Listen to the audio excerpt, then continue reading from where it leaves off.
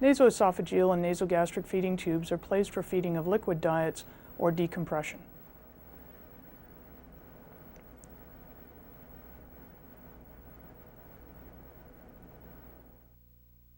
Contraindications include severe thrombocytopenia and head trauma where elevated intracranial pressure is not desired. Several drops of local anesthetic, either 2% lidocaine or topical proparacaine, are inserted into the nostril. The animal is sedated if required. Placement of the first suture is absolutely key to the animal not being able to remove the catheter. A 20-gauge hypodermic needle is inserted at the edge of the alar groove between the furred and non-furred areas. Monofilament suture material will be passed back through the needle to secure the tube. With a suture in this location, the animal is unlikely to be able to sneeze or physically manipulate the tube in order to remove it. Hypodermic needle is used instead of the suture needle, as this is less traumatic.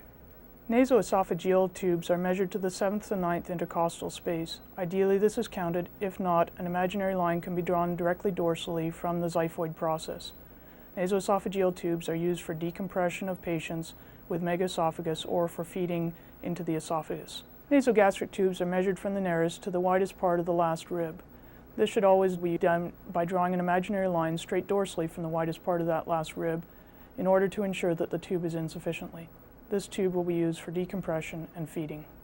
The planum of the nose is pushed dorsally, and the tube is inserted at almost a 90-degree angle in a ventromedial direction into the ventral meatus. Once in the meatus, the nose is relaxed and the tube is inserted to the pre-measured level. The inner stylet, which provides some rigidity and allows easy placement, is then removed. A single overhand throw is placed against the skin. This can be pre-placed if desired. Once this overhand throw has been made, the suture is then passed around the tube and secured in place. This sandwich of tube in between two layers of suture will increase the friction and again prevent loosening of the tube from the nostril. As this suture is tightened, the tube will insert along the alar groove, which again improves security. Suture ends are tied long enough to allow easy removal at the time that the tube is no longer needed. The hypodermic needle is then passed through the skin along the bridge of the nose, and an additional suture is placed to secure the tube.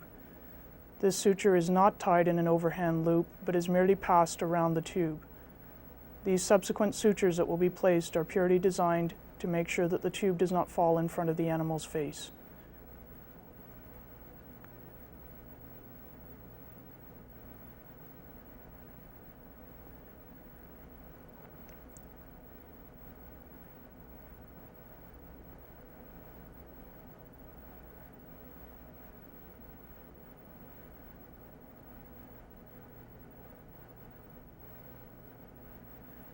A final suture is also passed over the dorsum of the skull, again to keep the tube from falling in front of the animal's face.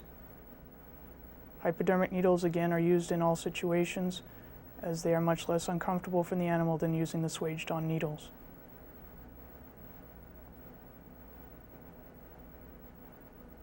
Suture ends should be cut long enough to facilitate easy removal.